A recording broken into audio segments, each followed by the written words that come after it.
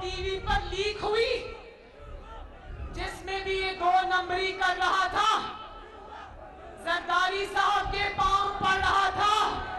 जब इसने देखा कि वोट ऑफ नो कॉन्फिडेंस कामयाब होने जा रहा है,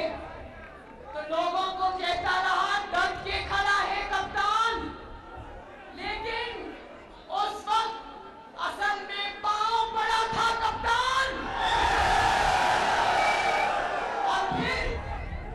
जब इसने देखा कि लॉन्ग मार्च के लिए बिल्डअप नहीं हो रहा, अवाम इसकी इंतशार पे कान नहीं धर रही,